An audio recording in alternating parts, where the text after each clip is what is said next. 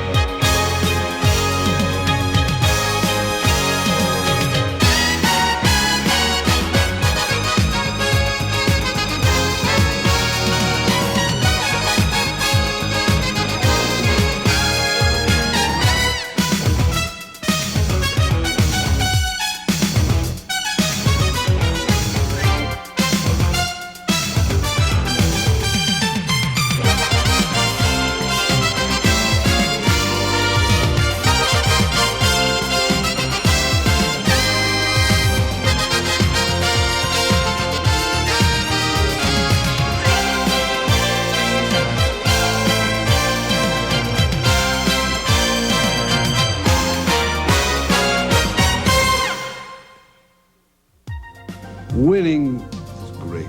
It's great to be a winner.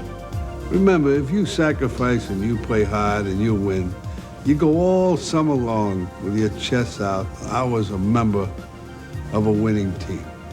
That doesn't mean that if your team doesn't win a championship, that you can't be a winner. You can, but you've got to be willing to pay the price. You've got to work hard. You know, when practice is over, you take some of these fellas, they just go home. But the great ones, they'll stand there and they'll shoot, and they'll work on individual skills. Now, if you're willing to pay that price, you're going to be a fine, fine basketball player.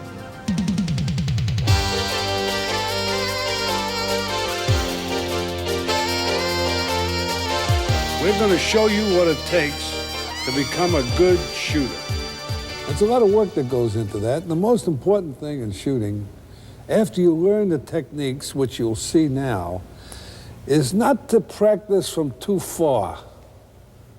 See, because then you get into bad habits. A shot becomes a throw. When I was a young kid growing up, I can remember guys at a young age of about 4, 5, 6th, 7th grade, something like that. Everybody wanted to make a half-court shot and stand out there all day doing that and never get nothing accomplished. And three-point line's the same way. Kids want to become three-point shooters instead of the basic 15-foot or 10-foot shot. When I go out and shoot around by myself, anywhere, before a game in the summer, I always try to start out about 15 foot from the basket and work my way around the perimeter just so I can get loose and then maybe go a little bit further out or a little bit closer.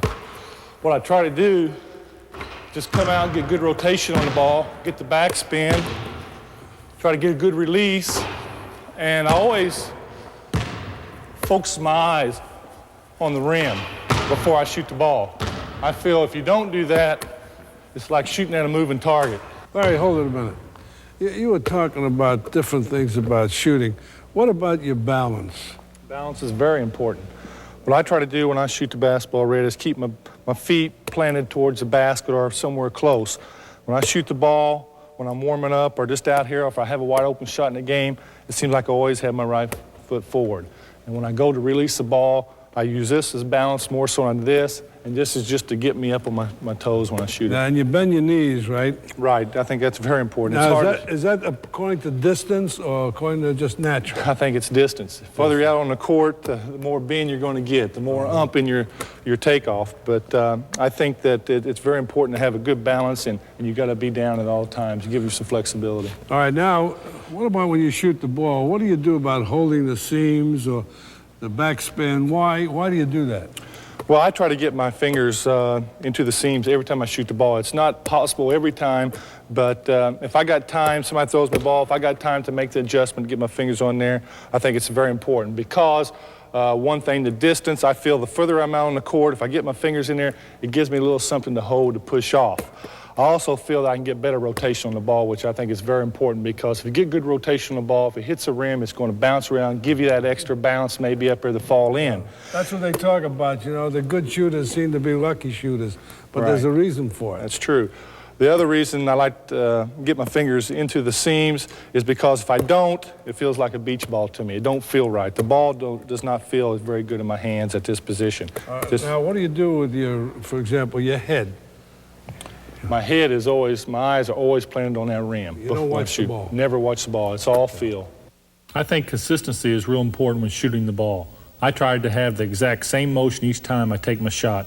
As I bring the ball up, my elbow is in, my wrist is bent back, I push off with my middle two fingers, and I follow all the way through, extending my arm and wrist as if they were going right through the basket. Larry, when you shoot the ball, how far back do you bring it?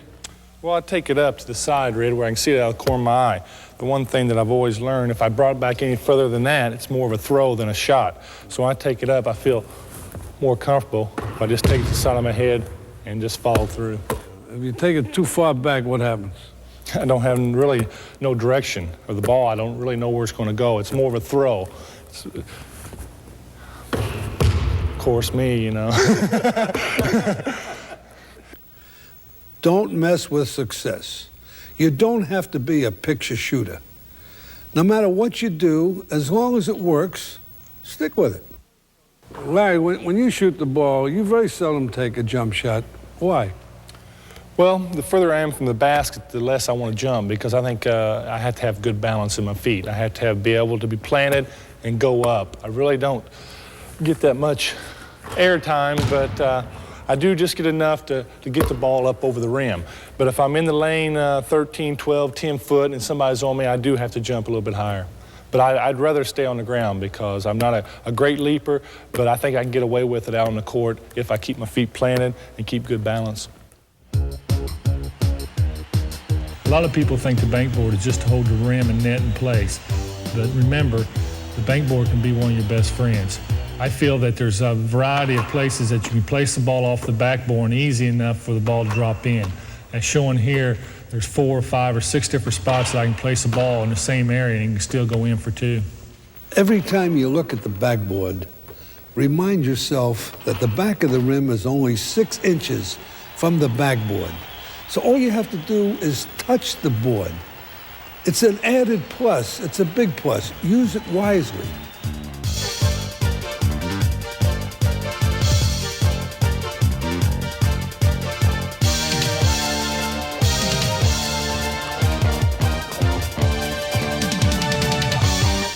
All right, hold it. The most basic shot in basketball is the layup. Now you can shoot it with your hand under the ball, or you can shoot it with your hand over the ball. Always remember, you don't throw the ball. You've only got 6 inches between the backboard and the rim. All you've got to do is touch it. Use the hand opposite from the foot that's on the floor when you jump. And when you jump straight up. And you do that by throwing your head up. And you jump with your left foot, and your right hand will throw it. Always remember, be careful about being cute. That is coming down and spinning the ball. Coming down and throwing the ball. Or coming down and using a finger roll. That's the worst thing you could do. Let the Michael Jordans and the Dr. J's, they could do it. They got the big hands and they're professionals.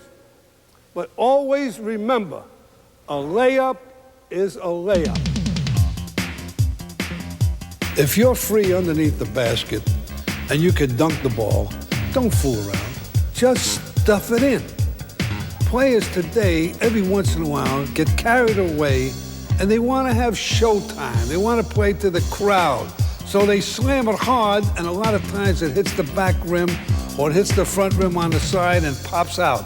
Remember, What you're trying to do is score. You should always take the open shot. If you know you have a good shot, it's your job to take it. When conditions are right, I'll even take the three-pointer. I'm always confident that if I practice my fundamentals, my ability will come through under pressure. I figure I can either make the shot or create an opportunity to score by taking it to the defense and get fouled. Foul shots are often called free throws. That's just what it is, a free throw. Now, Larry, you've just been fouled. You got 2 of them. What goes through your mind? Well, the first thing I like to do is relax.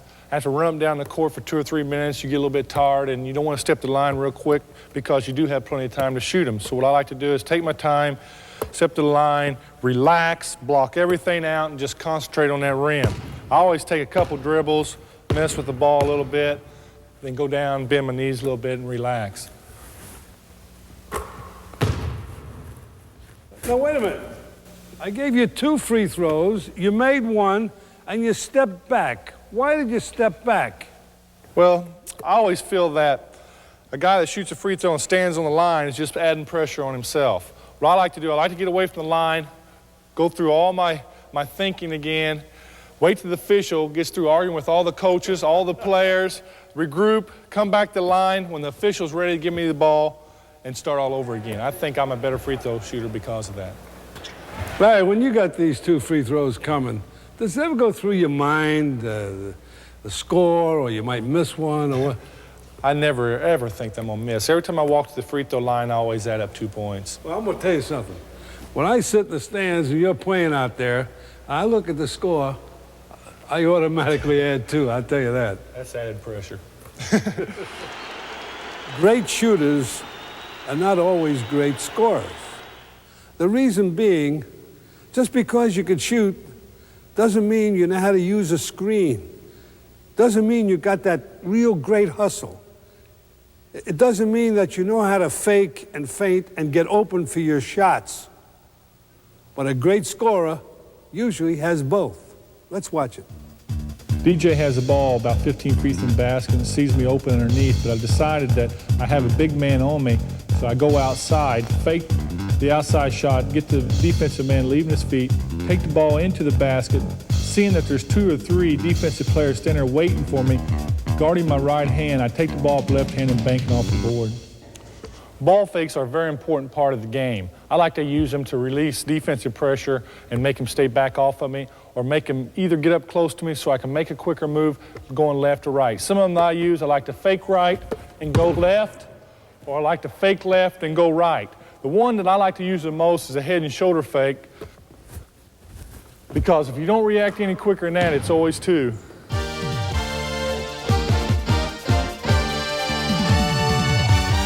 Here Dennis Johnson is giving him room. To get him off balance, I have to fake right to get him leaning that way so I can go left. I take 1 dribble to the basket and go in left-handed for 2 points. Here the defense isn't too tight, so I try to make him think with an up fake, and then I give him a hesitation move to freeze his motion, and then I take it strong in the hoop, driving past him with a running left-handed hook. Sometimes ball fakes is not enough to get the open shot. That's why you need your teammates to set a good screen for you or a good pick. To me, a pick and a screen are 2 different things. When I think of a pick, I think of myself having the ball and a guy comes out and plants a good pick on the defensive man where I can come off for the shot or run the pick and roll. A screen is when I'm without the ball and I move to get myself open and come off a screen for a jump shot from 10 or 15 feet out. I think it's just things that people say you can't do and you try them. It's a situation where, you always want to see the one shot or the one pass that's never been made. And since I got the green light, I'll try anything.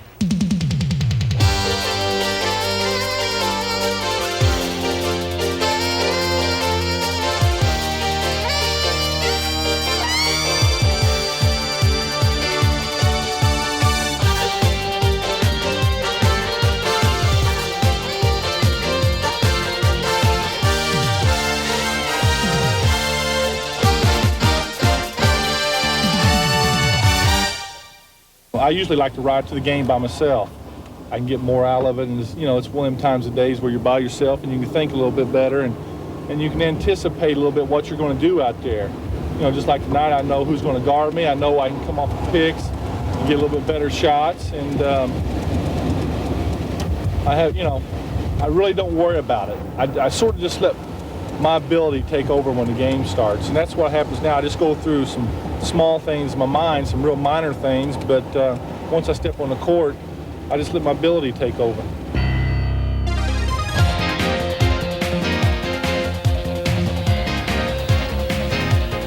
Someone has to bring the ball up.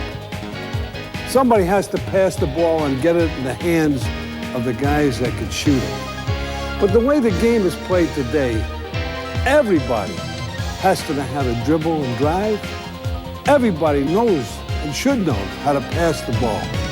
Because if you want to play winning basketball, you can't lose that ball. You got to be a good dribbler. You got to be a good passer. Now let's see how to do it.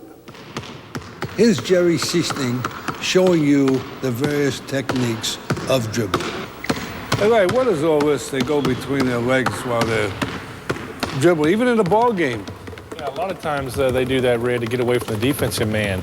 As you notice, Jerry, right now, he's working on hand speed, and he's working on different situations in case he rises in a game where he has to go down the floor real close to get the ball. He learns how to dribble close so he can get away from the defensive man. As you notice, his eyes are always looking ahead, always looking in front of him, and he's trying to protect the ball. These are different moves you can work on to protect the ball from the defensive player.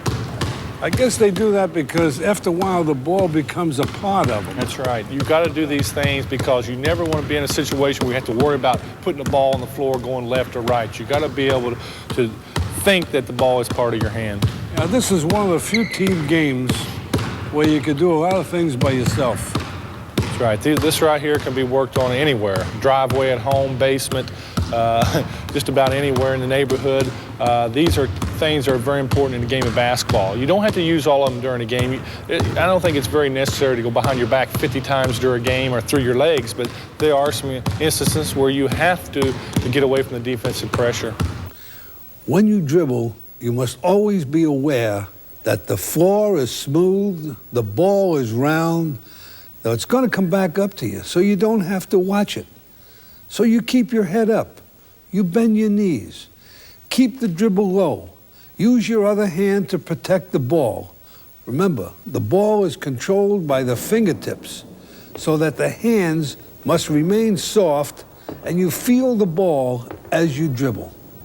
When you're starting to drive towards the basket, the first step makes all the difference.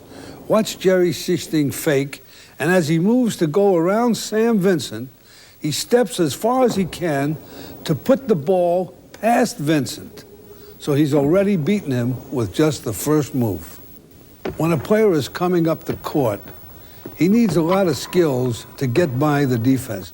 Here, Jerry Seasting uses the crossover dribble. He knows when he's going to use this while the defense does not. Therefore, the man who is dribbling has the advantage. Now, remember also that he does this without breaking speed or rhythm. When a man overplays him on one side, he just puts it behind his back without breaking rhythm and keeps the dribbling. Well, here's Jerry coming at Sam, and he's going to execute a spin move. Now, you must be careful when you make that move because your back is towards 4 other defensive players, one of whom could switch and cause you trouble while your back is to all those defensive players.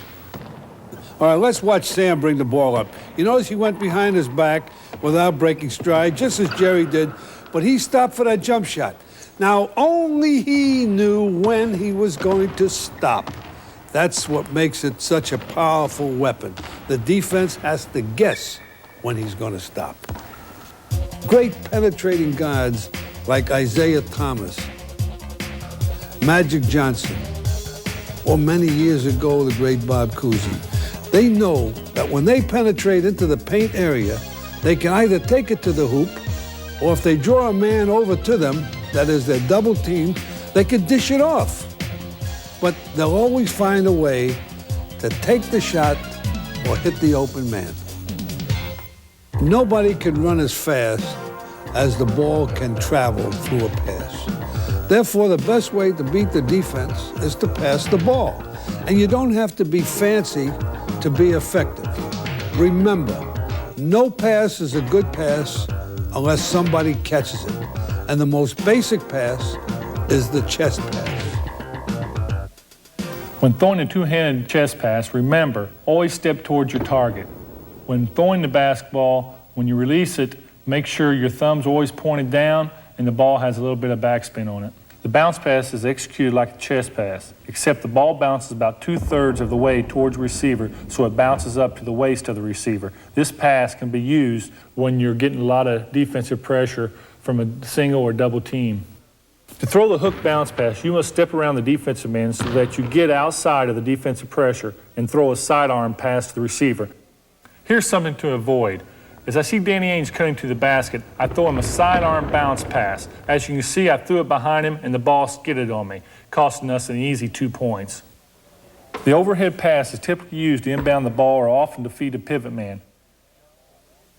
A variation is a jump overhead pass. It is used only when the man is wide open because it is such a dangerous pass. Because anytime you leave your feet, you better have a target to throw to, because if not, you could get stuck in the air and always get called for traveling.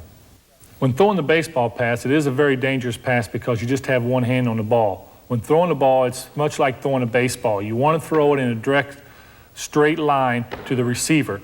When throwing a long pass full court, you want to throw it to where the man can run it down. You do not want to throw behind him, because if you do, he'll have to stop and let the defense catch up with him. The behind the back pass is made by directing the wrist at the receiver from behind your back. This pass should only be used in special instances such as a 2-on-1 break, when the defensive man has committed himself and is all over the ball handler. He can go behind his back to open up an otherwise tight passing lane. Go! Touch that line over there. Come on. Let's go. Now you've seen the basic passes. Here's some drills and some games which you could use, which are not only effective in teaching the kids, but they can have some fun. This is a passing drill. It teaches you to pass under stress. There's a guy in the middle who's on the defense, the other men are on the offense. They can't pass to the guy next to him. It's just a simple drill, but you've got to move fast. This is a long pass drill, similar to a sort of a baseball pass. Have some fun. Your head is up, your head is up. Your head up, boom. When you learn how to dribble the ball, the main thing, even passing, the main thing is no turnovers. My philosophy is I like to get the ball in the vicinity of the guy to catch it. I always say once it leaves my hand, there's nothing I can do about it. It's up to the guy that's receiving it. I know. However, he's got to know it's coming. I mean, sometimes if he's out there and you throw it real hard and he doesn't expect it and he drops it, I think it's the fault of the guy who threw it, not the guy who didn't catch it. In certain situations, but I think if you throw a pass to a guy, if his defensive man's behind him and a guy slides around, knocks it away and steals the ball, I think that's the fault of the guy receiving the pass. Well, that may well be, but suppose a lot of times the guy goes up for a shot, and he changes his mind. All of a sudden you throw a hard pass at him and it goes off his hands. You can't blame the guy whose hands it went off. You got to blame the guy who passed the ball. Well, in my situation, I don't usually worry about it. If I go for the shot, it's going towards the rim.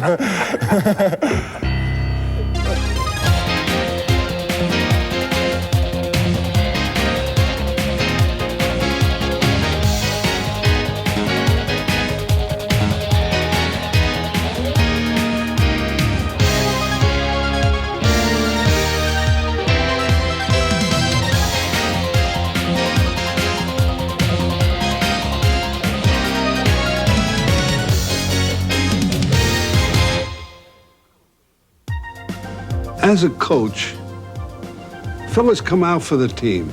And what do I look for? Naturally, you look for skills. It's important. But there are a lot of things that you really zero in on, such as hustle. Now you say, what is hustle? Hustle means you play with great intensity. That ball that's on the floor, it doesn't have any player's name on it. Therefore, it belongs to the guy that's going to dig in deep, no matter how tired he is, and go and get that ball and say, that's mine. And he's going to get it. That's why hustle always impresses a coach. Determination. that real dedicated, sincere look that you're going to give everything you got within you while you're playing out there.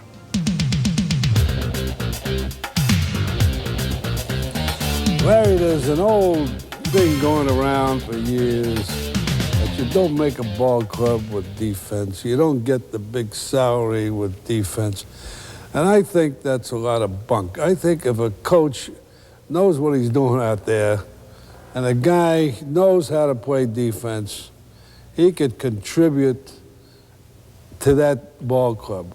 Well, it's true because I think from playing on the Celtics that we get a lot of our easy baskets because we play great defense. Once you slap the ball away or you intimidate a shot or you get a long rebound or make a guy kick the ball out of bounds, we run off the mistakes they make, and defense causes them. Well, your defense triggers your offense. But basically, in playing defense on a man-to-man situation, you've got to have determination. You've got to be willing to sacrifice your offense because defense is work. It's hard work. And the guy that works so hard, he has to give up part of his offense. There's no question about it. But the guys that go out there and just talk about the defense like from a standpoint of a full-court press or a man-to-man defense or a two-man trap or all those crazy defenses, what is it? Work. That's true. You can play any defense and win. You know, the points you made about guys sacrificing their offense for the defensive end, we got prime examples on our team. Dennis Johnson is a great defensive player. He's a ball hawk. He gets all over the ball, and he anticipates a lot of offensive moves, enabling him to make a good defensive play. He's able to force key mistakes by the other team because he has good basic defensive maneuvers. Here, Dennis Johnson, guarding Danny Ainge, is going to show us how to play good individual defense. Basic defense. There are 3 to 4 very important parts you need to know. First is your arm's distance away from your man. Second is your stance, with your shoulders in line with your knees, everything in line with your feet, and you're in a crouch position. The third, the most important, you need to know your man's strength. If he's better going right, you like to push him left. And as he goes that way, you slide your feet or shuffle your feet to try and catch up to turn him back the other way. And as he gets closer into the bucket, you want to body up a little closer to make it harder for him to get the 2 points. All right, hold a minute. Hold a minute. Dennis, I was watching you, and I was watching your feet in particular. Do you advocate guarding a man with your feet parallel, or would you like the balance where you have 1 foot forward? Never straight up. I think always your feet, whether you're shading him left to the right, should be always forward, either this way or this way, to control the offensive player. You notice how his back is straight and his head is up, how he's concentrating on Danny. Now that's very important. Also, we like to have 1 foot forward so you get the good balance and you can move easier laterally. Playing basic defense involves staying in the right position. It's very important that you learn to watch your man, study him, and then be able to tell from his position what type of movement he's going to attempt. DJ will show us how it's done. As he jabs to my right, you take a step back. And to the left, my left, you take a step back. As he pulls the ball back up for a shot, you take 1 step forward with your body in front of him. When he puts the ball down, you know he cannot shoot the ball, so you're back into your defensive position. Sometimes you're not going to be in the position to play the man with the ball. More than likely, you're going to be in what we call a helping defense. That's with the ball at the top of the key, you guarding your man out at the opposite side of the key, and what you would like to do is be somewhere near the middle or check up, and if your man breaks towards the bucket, you would like to take 1 slide back, pivot around, and deflect the ball down. Everybody wants to steal the ball, but it can be dangerous to try because more often than not, the offensive man will go by you and get free, or you might even be called for a foul. Here, DJ describes the right way to go for a steal. As I'm playing my regular defense right here, At no time at all I'm ever thinking about stealing the ball. I'm trying to lead the man into a point of help or the best position I possibly can until that man crosses the ball across his body. And if that happens, I reach out, I flick my wrist without making contact and steal the ball. As a defensive player, you have to learn to react to picks and screens. And this involves communication and the basic defensive switch, because the offensive man sets the screen and the back man on the defense calls the switch because he can see the play develop. Notice that DJ drops off Larry to help out in the middle, but that he stays within reach of the passing lane. As I said, Pick left, switch. I think that the back man should call the switch because he can see the play. But Larry disagrees. I think it should be the man getting picked because only he can tell if he can fight around the screen, which should be his first priority because it avoids a lot of mismatches. Well, I'll tell you, as long as you're talking and you have good communication, I'll agree, maybe both systems could work. On the Celtics, we gear everything towards the middle to Kevin McHale and Robert Parrish, who are great shot blockers. It takes up for a lot of slack on my part because I'm not a great individual defensive player. I'm a team defensive player. Yeah. And I think you can work them together. And when DJ's man beats him, I'm there to help him. When my man beats me, Kevin's there to help me. And it's not always all individual. You know, you can work around the team aspect of it too. You know, Larry, today when scouts go out, they come back with a lot of X's and O's and the drawings all around there. This play, that play. To me, that's a lot of bunk.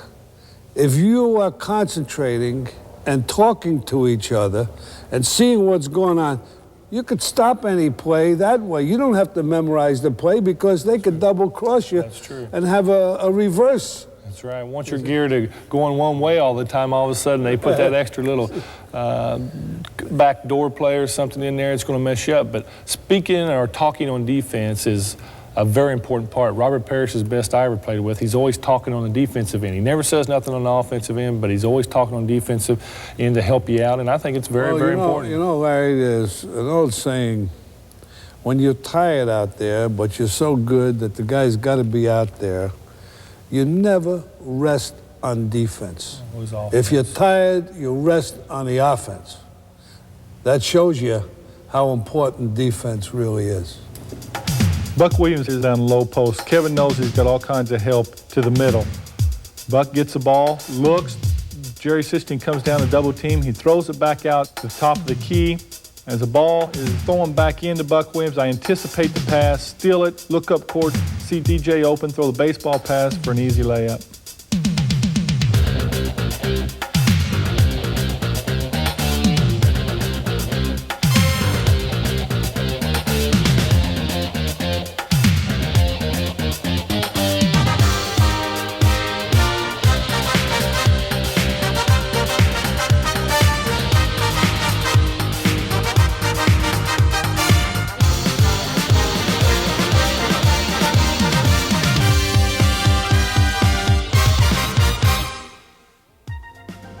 Learn all positions. Learn to be a point guard. Learn to be an off guard. Learn to play from the corner position.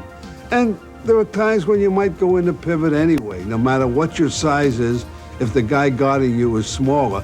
So you got to learn some pivot play. For example, you got a lot of professionals today that are playing forward, that all of them were centers in college.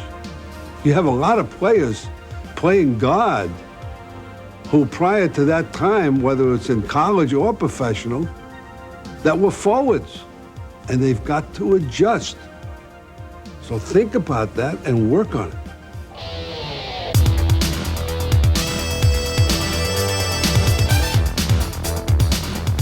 Let's talk about pivot play. Who's going to play the pivot? Who should play the pivot? A lot of people think that the big guy's got to be in the pivot. Why? Because you're close to the basket, he's going to get the better opportunity to get rebounds. I don't buy that. I think the guy to play the pivot is, if he feels when the other team is playing man-to-man, that he could take that guy inside and do better. If he's 6'3" and the guy's guarding him is 5'8" or 5'10", he could take him inside, has a better match than 2 7-footers going at each other. Every time an opposing team that tries to run a play against us and we switch out or something and you get that mismatch, automatically we try to go right to it. I remember years ago, they had little guys were the leading pivot men in the country. But today, with the importance of this pivot play and everybody double teaming and sloughing down, it makes the outside shooters better. Hey, you became a pivot man. You've been in there a lot lately. Yeah, when I go down to pivot, I try to draw the double team so guys like Danny and DJ get the open shot. But if they don't, with my size, I usually have the advantage of the guy guarding me, and I try to take advantage of it. If not, and the double team comes, I just swing the ball around to the open man, and we try to get an easy shot out of it. In other words, the pivot play basically should be the focal point, because he could come out and set a pick where you could have a pick and roll, which we'll explain. It opens up everything out on the court. Kevin McHale's a great post player. Oh, he's got every move. They double, triple team him, but nobody in the NBA can shut him down. The objective for any postman is get down on the box, get as close to the basket as possible, so when you receive the ball, you can take the highest percentage shot you can take out there. So in the game, Robert is going to stop me. He's going to get in front of me, bump me, and it goes something like this. I'm coming down here, I get him here, I set him up, I try to cut in front of him. He slides around, I feel his body right here. My hand goes out, ball, basket. Here's a good example of how faking the pivot can be used to get the defensive man up in the air. Let's hear how Kevin executes this kind of maneuver. Okay, I've received the ball down low on Robert. Robert's a very good defensive player, so I want to make him move. I'm thinking to myself, if I just go up and shoot it, he's going to block the shot. So I'm pushing him here to the middle, making him respect that. Coming back, right now I'm giving him the head fake because he's in good position. I see him go up. I'm thinking to myself, I got him on the way down. I go up for my jump hook, and that's 2 points. Robert overplays Kevin to the baseline, so Kevin knows the signal for the ball towards the baseline. As soon as he touches the ball, Kevin spins to the basket for an easy 2. If Robert tries to prevent the pass by fronting Kevin, I try to loft the ball over Robert and try to lead Kevin to the hoop.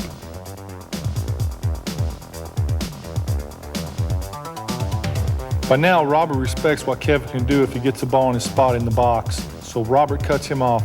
I see this, so I throw the ball to the middle, and Kevin has the ability to take a fall-away shot that's almost impossible to block. When post players can do all these moves, they become almost an unstoppable force inside. I'm starting to feel I have a good position now.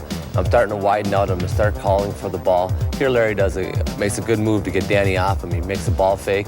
He comes up high with the pass. I receive the pass. I see Danny coming down. I do have the option to kick it back out to Larry for the jumper, but I feel confident now in my move. I have a step through, make the defensive man move. I go up, extend, use the board with the jump hook, and 2 points. When Robert Parrish is in the post, he uses his quickness very well for a big guy.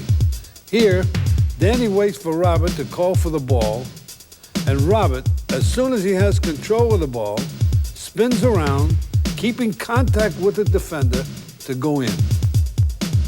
As Kevin fights Robert for position, Robert knows Kevin has got to respect both the baseline and the jump shot. So this time he fakes to the baseline, even as he gets the ball. Then he spins all the way to the middle for a hook shot. Danny knows that a defensive man will often watch the ball and take his eyes off of his man. So here, as I'm guarding Danny, as soon as he throws the ball, Danny makes a quick move to the basket. Robert sees he has a step on me and dishes it off for Danny for an easy 2.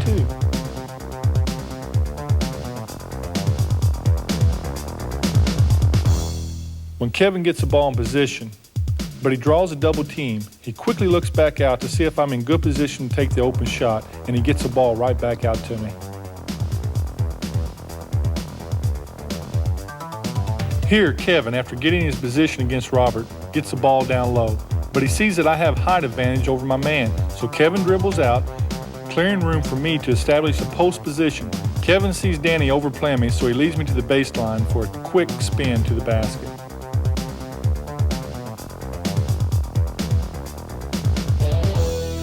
The pick and roll. You've heard it many times. We're going to show you how important it really is, how two men can be the major part of any offense, all the good things that can happen with this pick and roll. Let's watch it. All right, now wait a minute. Now you see what he does? Kevin comes in here to set a pick on Danny Ainge, who's playing the defense on Larry. His elbows are out. He's got good balance. He does not hit Danny. He sets the position. Larry Bird uses Danny on his move. He fakes here, and then Danny goes into him. That's how the pick and roll must be made. That's how any pick or screen should be made. On the pick and roll, I got Kevin and Danny. Danny's defensive man, Kevin's offensive man. I got so many options off the pick and roll if it's ran right. I got Kevin coming over, setting a good hard pick on Danny. I'm gonna fake baseline, take a couple dribbles. If Robert follows me out so I don't shoot the jump shot, I got Kevin with Danny on his back, and all I have to do is lead him to the basket with the ball.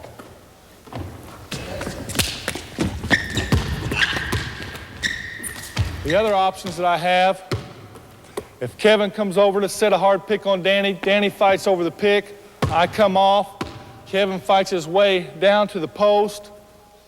I got a little bounce pass to him to try to lead him to the basket. Another one is, Kevin comes over and sets a hard pick, Danny trails out, Robert follows Kevin, I come off, take a couple dribbles for the jump shot. The other option that I have, which is a good one, if Danny sees a pick coming, he anticipates a pick and jumps out, I fake to the pick and drive baseline for the layup. Or the man that's setting the screen can fake the pick and break to the basket. The last option, which is probably one of the toughest one to do because there's two picks involved, is Kevin comes over and sets a pick on me, Robert jumps out, I can't go anywhere, so I throw it back to Kevin, set a good pick on Danny, roll to the basket for the layup. A good pick.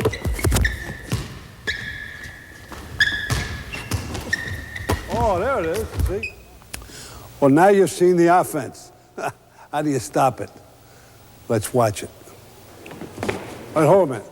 Now, in defensing the pivot, the first thing you try to do is not to give the offensive man the spot that he likes. Robert is guarding Kevin McHale, therefore, he knows he likes this spot. He won't give it to him. All right, now, Larry has the ball. Now you go in the pivot. How would you play him? Now you notice he's on the side. See, some coaches always stay on one side. We don't do that. We like the idea of staying on the side until the ball gets in the middle, and then Robert could help out in case anybody's driving through the middle. Now watch Larry where he moves. When he's got the ball there, Robert is here. Now move, Kevin. All right, now he's moving again. Now, if Larry gets in the middle, he's got to go over this guy and fight him and take the other side. Now also, come back here a second. Robert knows that if Larry throws a high pass, he'll get help from the offside, from the weak side. One of his players will help out. But if by chance he does it wrong and he gets on the other side, get on the other side. Now all he's got to do is lock him in and go in for a hoop right there, and he has no chance of any help. So that's why you play on this side. You don't give him the baseline. All right, let's go through that one more time. Now watch Robert on this. He's there. He's there. Now watch him make the move. There. Now that's the way you got to pivot. Remember, first thing you do, don't give him the spot he wants.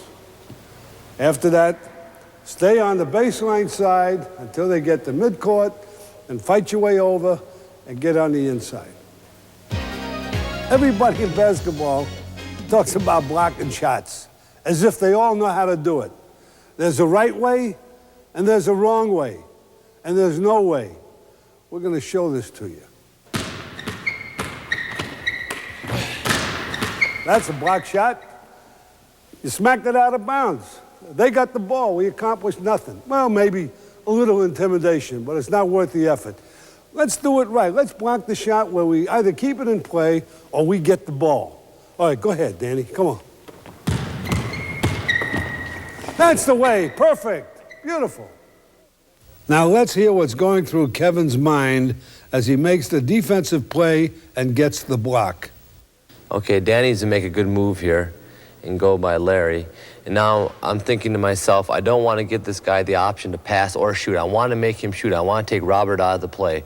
So I'm down, I'm ready to make the defensive play. I see him coming in, I wait, I go up, try to deflect it softly to Larry, and that right there can start a fast break. The important thing in making the block is not to leave your feet until the offensive man goes up for the shot. You have to stay on the ground and only go up when the man with the ball does. When you make the block, always try to control it. Hit it softly. Try to hit it to one of your teammates.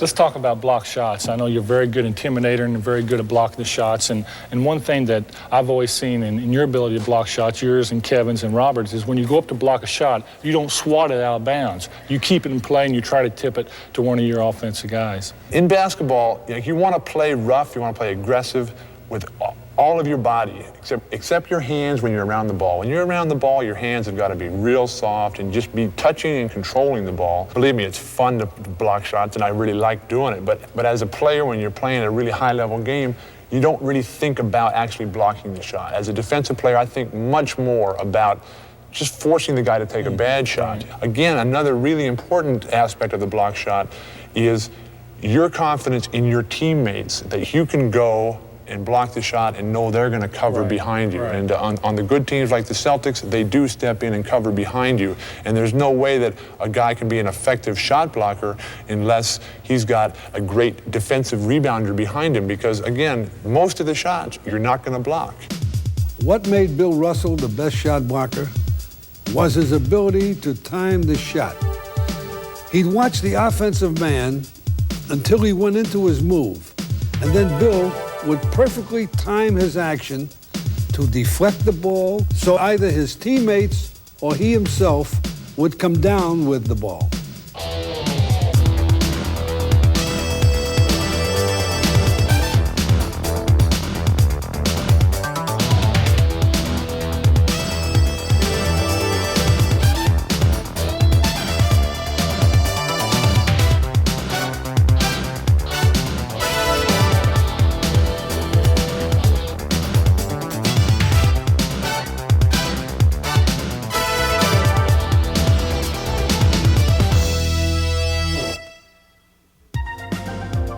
To be a champion, you've got to feel like a champion.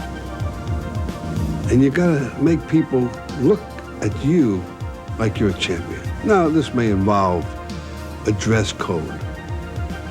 You know, wear a shirt and tie and have a little class. I think it's very, very important. You could say, well, what does it actually do as far as putting the ball in the hole? I don't know. But it's just something that lifts everybody up, and I think it has a lot of value.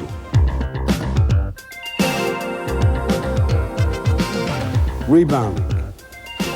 You must have the ball. You can't win without the ball. That's how important rebounding is. Let's take a look at it. To get defensive rebounds, you have to put yourself between your man and the basket. This is called boxing or blocking out. Blocking out is a very important part of the game. When I box out, I like to keep it as simple as possible. I like this man that I'm guarding to make contact with my hand or with my body. As he does that, I slide, turn into him, keep my elbows up, because if he goes right, I can ride him out, or if he goes left, I can ride him out. As I box out, what I like to do is watch the flight of the ball. I do never want to take my eyes off the basketball, because if you lose sight of the ball and you're fighting him, you never know where it's going to go. But if you watch the flight of the ball, you can tell if it's going to be short or long. As the ball goes up, I want to watch it, put my body into him, ride him out of there, and I do not want him to push me underneath the bank board, because that takes away a lot of your rebounding area. Concentration. If I do not get the rebound, I definitely do not want this big stiff to get it. Here I'm looking to throw it into Kevin, but Robert's got him out of position, so I take the shot myself. Kevin tries to spin around Robert, but Robert gets inside, spreads out, and locks Kevin with his elbows. Then grabs the ball and quickly brings it into a strong grip. Robert then makes the outlet pass to start the fast break. It's important to block out all the players, including the shooter. And if this is done, your chances of getting the ball increase, no matter how it comes off the rim. If the shooter is not blocked out, he can break to the basket because he knows where it's going. And often, this will enable him to get his own rebound and be in a position to score. Let's talk about defensive rebounding in the outlet passes. I know you're very good at that. You go up and try to get two hands on the basketball every time and make a turn away from the defensive pressure and make that quick outlet to get the fast break started. Before I get the rebound, I take a glance at everybody on the court. And the guys who I'm playing with, they know when I go for the ball, there's a good chance I'm going to get it because I got good hands and I'm a good rebounder. And they know that as soon as I start going for it, they can start their move up the court. And I see where they start their move from. I know where they start to move so that right when I get it, I'm looking to give them the ball and give it to them on the run. When you get a rebound, you turn and take that one or two dribbles. I think that's very good because I think that relieves a lot of pressure off of you and gets them guys sort of hanging back. The one thing that the guards on the opposing team see, if a big man's on the ball, they're going to run right to him and say, I can steal the ball. If you take that one initial or two dribbles and they start coming back, somebody's got to be open, and you're very good at getting the ball to the outlet, and that's how we start our breaks. I like to play a speed game, and basketball, to me, is so much fun because it's such a fast game. And when you get that ball, you got to be thinking, getting it up court. You never want to bring it in here. You got to just get it and flick it out. Defensive rebounding, like defense, it's concentration and desire. You can't let up when the shot's taken. You have to watch the ball. You've got to make sure your man doesn't get around you. Offensive rebounding is one of the toughest aspects of the game. It's a battle for the ball. The main objective is to keep the ball alive. Often, this will take second, sometimes third efforts. Once you do this, one of your teammates may get the ball and you'll score that basket.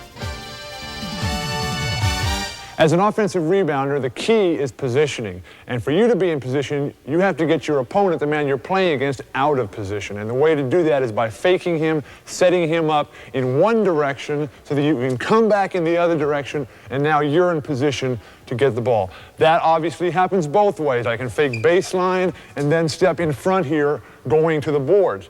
A real important thing when you're trying to get offensive position is to keep your arm on top of his arm. If your arm is underneath here, there's no way you're going to be able to get into good position. On the other hand, if I fake here and then come back here and I'm able to get my arm over the top, then I have a much better chance to get in front and get the offensive rebound. Here, Kevin sees me taking the shot, and before Robert can box him out, Kevin steps behind Robert and establishes position with his arms over Robert's. This puts him in the right position for the rebound. The same technique can be used from the wing. When Kevin goes up, I step around Danny, get my arm in front, and beat him inside for the ball and basket. Here, Robert doesn't keep contact with Kevin, so Kevin runs around Robert and goes in for the tip in. If Robert doesn't establish and holds his position, Kevin can push him under the basket where it's tough to get a hold of the ball.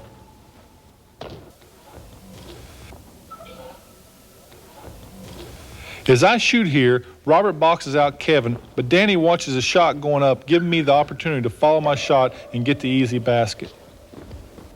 Here DJ takes the open outside shot. I'm on the weak side, anticipating the ball coming to my area. The defensive man is forcing me to go underneath the basket. I never lose sight of the ball. Once I'm underneath the basket, I keep my eyes and my body in position to make the tip. As I've said before, rebounding is so important because you can't win without the ball. Don't take rebounding lightly. Next to shooting, rebounding is the most important fundamental of the game.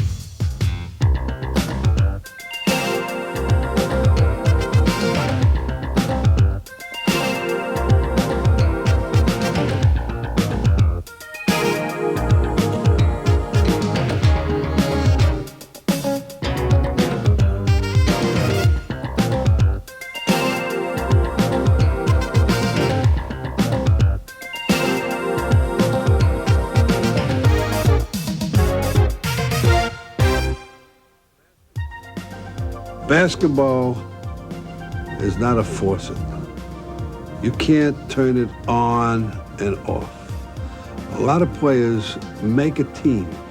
Now they say, hey, I got it made. I'm one of the stars. They go to practice. He goes through the motions. He gives you what is called false hustle. And then comes game time, and these things are kind of ingrained in you. And before you know it, they're starting to give a little false hustle and so forth.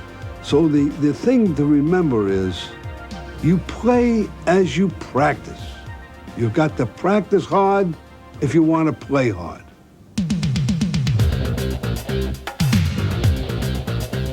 When you're talking about team play, you've got to realize it's merely a succession of individual skills, individual fundamentals. Take the fast break, for example. You've got to learn how to throw the long pass without curving it. You've got to learn how to run at full speed, catch the ball and put it on the floor or put it in. You've got to learn, whether it's a set offense or even on a break, how to set a proper screen. You've got to learn how to dribble the ball effectively, like when you're going to the basket and you might dish it off. You've got to learn how to take the shot, that is, receive the ball in position to get that quick release. All those individual fundamental skills is what makes team play.